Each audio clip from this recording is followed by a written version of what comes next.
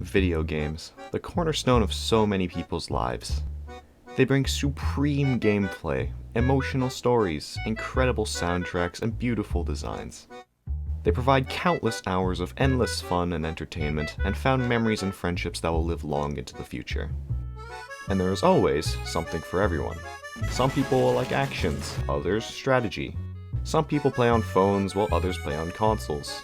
Some like grand and dynamic stories while others just want to fool around with their friends. And people will foster opinions about the games they play as a result. Video games are subjective, which allows for some unique conversations, especially on divisive games. Nobody is immune to opinions. After all, in many ways, opinions are indeed part of the gaming experience. If you play video games regularly, you probably will have had a conversation about a video game with a friend. Or maybe you've even had a heated debate with a total stranger online about a video game. And the opinions of people often dictate whether a game will live or die. Games that are praised for any number of reasons become pillars of communities and create enduring legacies, whereas games that are received poorly often fall into being hated or are played by no one. Some people have very in-depth opinions, able to talk passionately for hours about something that they love or despise, giving reasons and proof as to why. Other opinions will be one word, good or bad. My opinions tend to be very simple. Pokemon Diamond is my childhood, GTA 5 is stupid fun with friends, Battlefield 1 is a World War I movie that you can play, etc, etc. I will sometimes pull out a reason or two why I like or dislike a specific game, but generally that tends to be the end of it.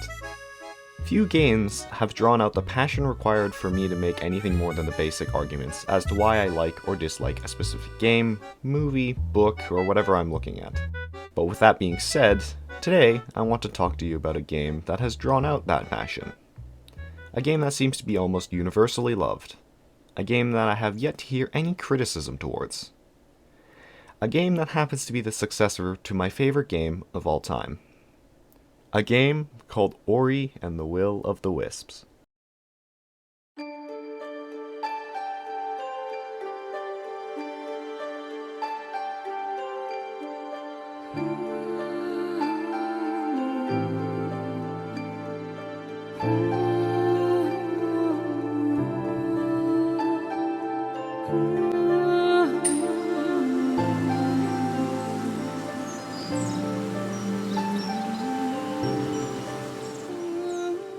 Ori and the Will of the Wisps is a Metroidvania platformer developed by Moon Studios and published by Microsoft in 2020 for Xbox PC and Nintendo Switch. The game centers around a spirit named Ori and their quest to both save their sibling and fix another forest. Once again, that is the basics, and once again, I will not elaborate further on the plot for spoiler reasons. Again, there will be 6 sections in this video, and once again, those 6 sections will be the story, the gameplay, music and sound, graphic design, the problems, and overall thoughts. Not specifically in that order. Also, many of my opinions will be very similar, if not the same, as my opinions about Ori and the Blind Forest, because, as a sequel, it shares many similar attributes with Ori and the Blind Forest. Also, my ratings will be a little bit different here, because while I'm rating Will of the Wisps as a standalone game, I will also be rating it as a sequel to Ori and the Blind Forest, meaning it has some criteria to fill. That criteria being expand the world, expand the story, expand the themes, and leave an undeniable impact on your franchise. And I know what you're thinking. Wait, isn't that just Shea Frillis's criteria for a perfect film sequel? Well, yeah, but in many ways, the criteria that Shea Frillis laid out in his videos can also overlap with video games, as well as really any other form of media really. But because it's video games, I'm also going to tack on one more piece of criteria. Fix any issues present in previous games. And with that, let's start once more with the story.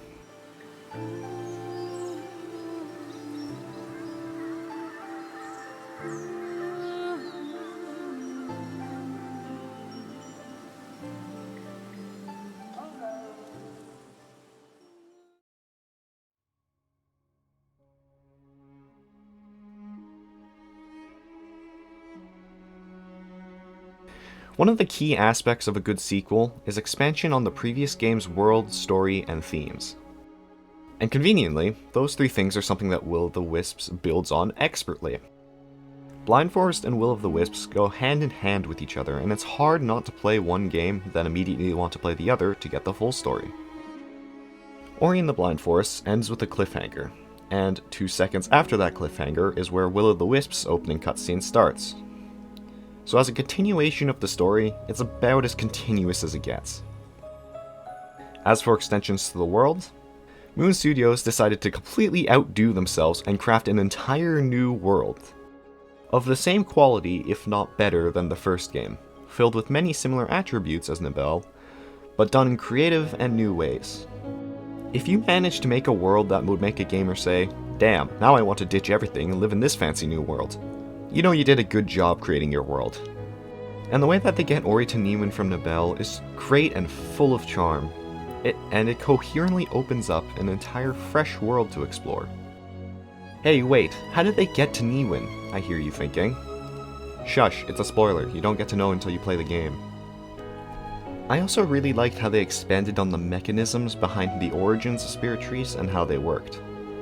I would elaborate further, but it's a very large spoiler, and you already know how I feel about spoilers.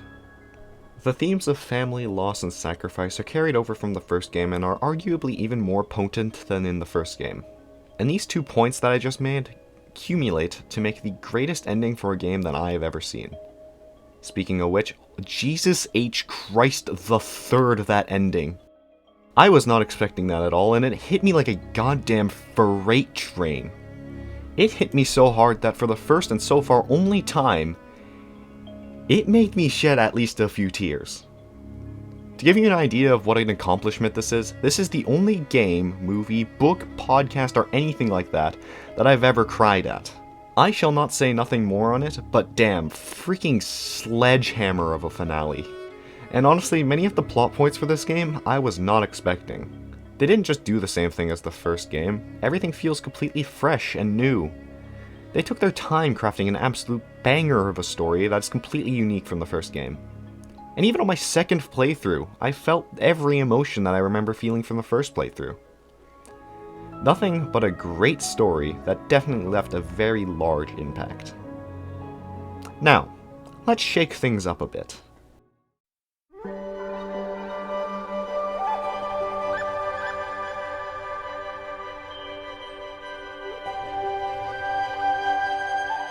If you think the first game was great for music and sound design, then brother, just wait until you see Will of the Wisps in action. If Blind Forest's soundtrack was a 5-star T-bone steak, then Will of the Wisps' soundtrack is a 27-star filet mignon that would make Gordon Ramsay have an existential crisis. The soundtrack is excellent. First off, the soundtrack is 3 hours long compared to the original's 1.5 hours long, meaning you have another hour and a half to vibe out to. Second, there's a greater range of musical styles to cover the needs of a bigger and more diverse landscape. And by diverse, I mean diverse. Dwar's Reach sounds like something that would play in a snowy cabin in the middle of Siberia. Moldwood Depths sounds like it's straight out of a horror film. Windswept Wastes sounds like the Egyptian theme from Civilization 6. And Luma Pools sounds like a calming paradise, cause that's exactly what it is. There's a metric ton more songs that I could talk about, but for the sake of brevity, I'll stop myself here. But much like the last game, all the music fits perfectly. Once again, the music helps to tell the story, and again, the music is as crucial to the game as ever. And although Will of the Wisps' soundtrack is probably technically superior, I'm not sure I would say I would like it more than the first game. There's just so much music here that I cannot for the life of me remember which song is which, unlike Blind Forest where I'm almost certain that I can name literally every song in the soundtrack. I think I just have more of an emotional connection to the soundtrack of Ori and the Blind Forest. This might end up coming back later. Still, this soundtrack is definitely nothing to sneeze at. Meanwhile, in the sound design department, I believe there is a very clear winner in terms of sound design quality. The first game was already great in sound design, but Will of the Wisps takes all of that and turns it up to 12. All the sounds just feel so crisp and clear, bringing power and energy to every movement and action. I literally have nothing more to say that I haven't already said. Freaking IMAX sound quality across the board.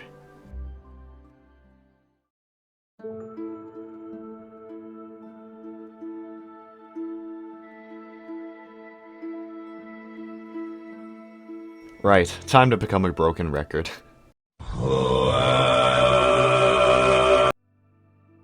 I mean, truly, what more is there to say?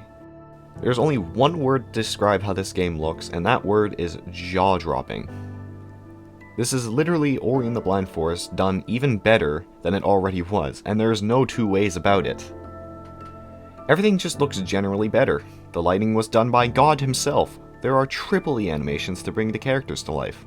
The backgrounds are just as rich in detail as Ori and the Blind Forest, and as a final cherry on top, there is no shortage of creative new designs for both the characters and the world. Everything from the new ancestral trees, new characters, and new map are done with the same, if not better quality as Ori and the Blind Forest. And it is very easy to see the improvement when you compare both games side by side. I mean, hey, when you work on a game for 4 years, you're bound to do some things better, and this is definitely one of them. Simply stunning.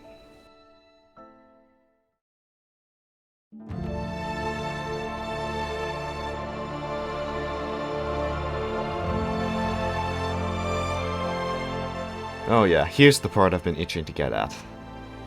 Once again, I believe there is a solid improvement here in the favor of Will of the Wisps. And once again, all of my opinions boil down to the sentence, it's the same, if not better. Platforming for the most part is relatively similar to the first game, which makes sense because the first game's platforming was already stellar. There are some minor tweaks to things such as dash and grab, for example, and some new mechanisms in the form of new abilities such as swim, dash, grapple, burrow, and flash. But for the most part, it's just the same insanely fun platforming that was present in the first game. Hey, if it ain't broke, don't fix it, right? However, one thing that this game very obviously did better was combat, because oh my god, it is so much better than the first game. You no longer just mash your mouse or the X button on your controller while shimmying to the left or the right. You now have all sorts of weapons at your disposal, ranging from the well-rounded sword, to the heavy hammer, the hard-hitting throwing spear, the long-range bow, grenades, airbending, med bags, and everything in between. Combat feels more energetic, more graceful, more powerful, superior in pretty much every regard. And the new dedicated boss fights that came with this new and far better combat are some of the most fun I've had fighting bosses in a very long time. It brings variety to the gameplay, while remaining just as intense as the platforming sequences that Ori is best known for. And another neat thing they do is they mix the boss fights in with the previously mentioned platforming sequences, creating a chaotic mix of running and fighting that keeps you immersed and on the edge of your seat, on high alert for what comes next. And hey, if you get tired of fighting, fear not, there's plenty else to do. For example, side quests, spirit trials, combat shrines, and exploration, just to name a few. By the way, now's probably a good time as I need to talk about this, but I really like how we have NPCs now. It makes the world feel a lot less empty and much more alive. I mean, it's probably a must when your map is like triple the size of the original. You're gonna need something in there, or the world is going to feel like the goddamn Sahara. Also, the Moki are the best thing in the world. Anyone who says otherwise is just wrong.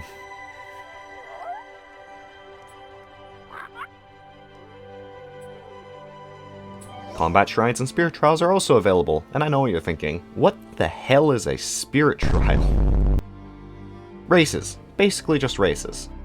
Which may not sound like fun, but they are a lot harder than you would think, because these ghosts that you race against are almost always insanely fast.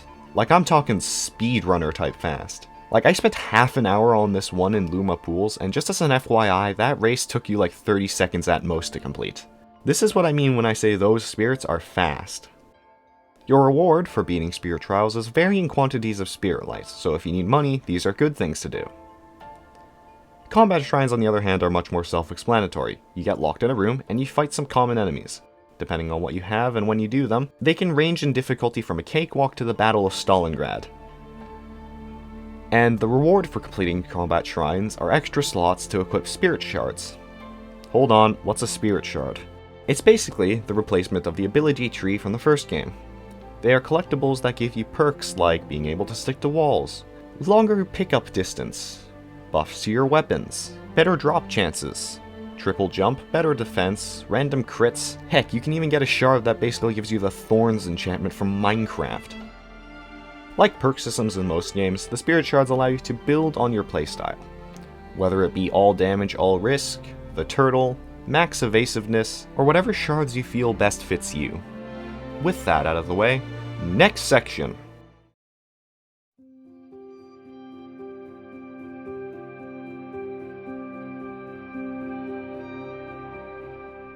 Okay, I don't know if you guys are ready to hear this, but I genuinely don't think I had a single problem with this game. I mean, yeah, sure, you have some little bugs here and there, but other than that, the biggest problem I ran into was me smacking the wrong buttons and dashing into a smite pit. They fixed the single biggest issue that I had with the first game, and I have nothing to call a problem as a result. I suppose I'm a little irked by the gunning of the Soul Link system, but it was replaced with a far more standard and less potentially infuriating autosave system, so you know, you win some, you lose some. But other than some rather trivial oversights and bugs, this game feels flawless. Bravo, Moon Studios. Bravo.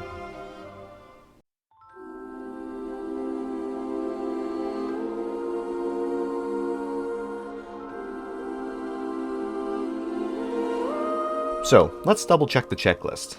Expansions to the world? Yes. Expansions to the story? Yes.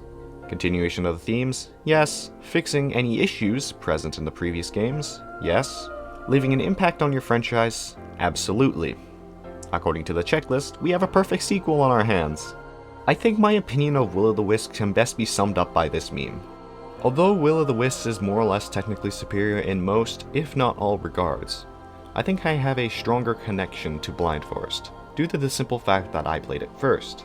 This does not mean that I have no connection to Will-O-the-Wisps. There is a ton here that pulled me in and gave my heart the works. The ending being the biggest one and the only one I talked about in any sort of detail. But there is a lot more here that I haven't talked about due to time constraints. If we were to talk about everything, we'd be here for like 20 hours. At least. I think the best way to describe these games, they are like the ratatouille that Remy made at the end of, well, Ratatouille. It's enough to change a person who consumes it and leaves them hungry for more. I know this is the end of the story of Ori, but these two games, Blind Forest and Will-O-the-Wisps, has both warped my perceptions of the world and made me very excited to see what Moon Studios creates next. They have proven beyond a shadow of a doubt that they can create absolute works of art, with enthralling gameplay, rich stories, diverse worlds, and more. Blind Forest laid out the foundations for this reputation, and Will-O-the-Wisps solidified it. Also, I'm not joking when I said Ori has warped my perceptions of the world. I swear, my entire existence is now this. This is what a well-constructed game does. It burrows into the mind of a player and creates everlasting connections and memories. Something that Ori has definitely done. Anyways, that's all from me. You have my opinions on my new favorite games of all time, and I hope that you might decide to give these games a shot. Feel free to tell me what you think of Ori and the Will-O-the-Wisps in the comments below, and please, do have a good one.